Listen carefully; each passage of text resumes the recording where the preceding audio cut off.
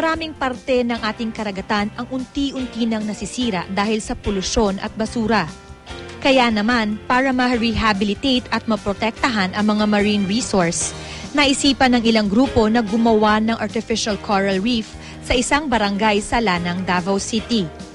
Isang buwang ginawa ng ilang biology students ng San Pedro College ang artificial reef.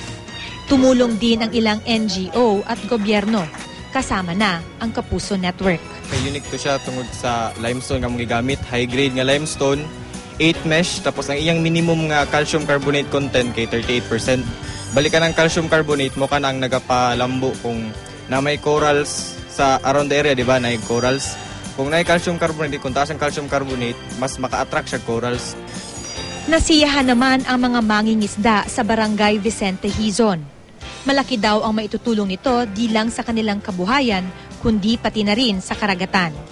Hiniusar din siya sa dako ng makatabang ang isda maagni sa pagtago din sama sa ginatawanan ng kubutan, nupos, lapu-lapu, katong mga isda nga gusto gis lang mo tago.